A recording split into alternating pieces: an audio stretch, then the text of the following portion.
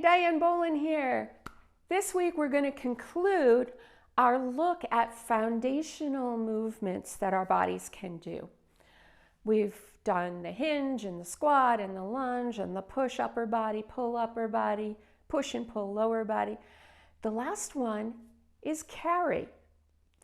Something we do every day. We're going to carry something. We're going to carry groceries. We're going to carry our laundry. We're going to carry our children or grandchildren. There's always something to carry.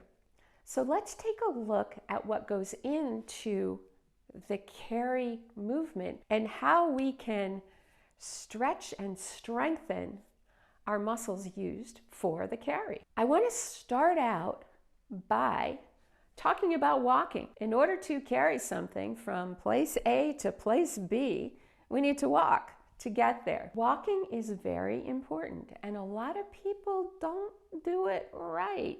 You say, I learned to walk when I was a child. How can there be a right way and a wrong way? Well, just like everything else in life, we develop bad habits over time due to injuries, due to illnesses, due to weaknesses. Let's break down what goes into a proper walk that will allow you to get from A to B without hurting yourself. Sounds simple, maybe a little more complicated than that. First of all, think of a walk as a push. One physical therapist that I follow said, think of it as pushing off from your back foot rather than pulling forward with your front foot. So if you start like this, push off with your hip and take the next step. And he even recommended putting your hands on your hips so that you can feel that push. I'm exaggerating, of course,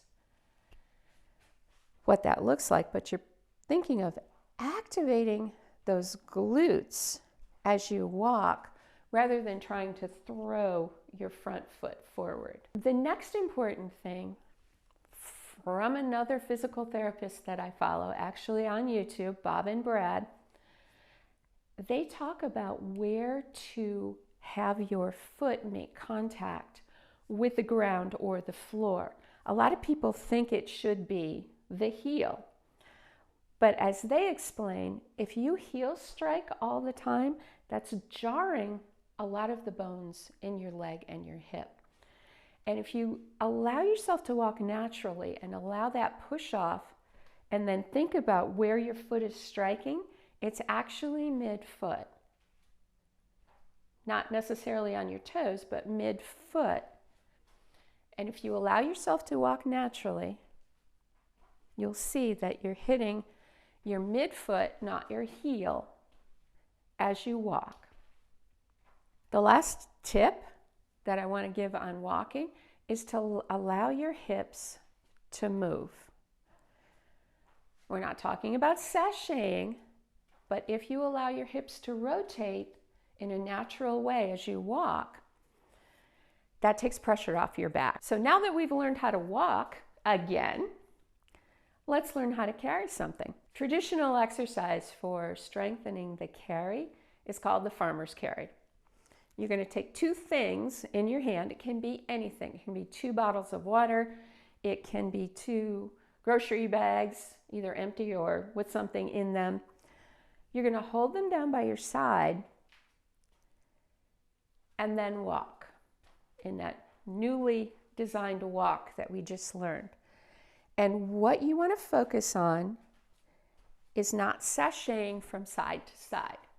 You're going to keep your upper body stable and just move forward. The second carry position that we use to train the movement is to, with a set of dumbbells, you're going to bring them up shoulder height. You can have them actually rest on your shoulder if you want. This causes you to engage your core because in order to hold this weight here and move, you have to tuck your tummy in and use those muscles. And the third carry is what in the CrossFit world we used to call odd object carry. So start with something round or oddly shaped, but not too heavy. And again, you're going to need to engage your core to carry this. I have a small medicine ball here. If you have a bigger one, you can wrap your arms around it to hold it. Keep it close to your chest. You can use a dumbbell or a kettlebell if you want. You're going to keep it close, and again, engage your core and carry. Watch your posture, keep your body upright, and those are the 3 basic ways that we carry things around. You don't have to set aside a special exercise time to practice your carry. Park your car a little further away from the door when you go to the grocery store and do the farmer's carry, focusing on your walking and your core. When you're taking the laundry basket from the washer and dryer to wherever you fold it or wherever you put your clothes away, focus on that carry strength. And in no time, you're going to find that it's easier to do. I hope you've enjoyed the foundational movement series that we've done.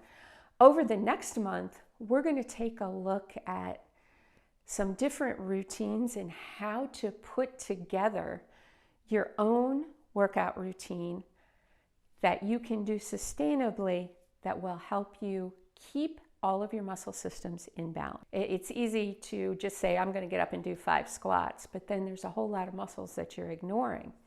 So we're going to look at how to put together something that will keep you balanced. Make sure you tune in next month for that. If you haven't already, subscribe to my channel. That allows me to continue to bring you content that you, my viewers, have requested. And speaking of that, drop in the comments below any topic that you'd like to see me cover. I had a request for some more of the coffee break, some of the short 5-minute videos, so those will be coming down the line. Also had a request for more seated videos. We'll also do those. Drop me your comments. What would you like to see? And most importantly, see you next week.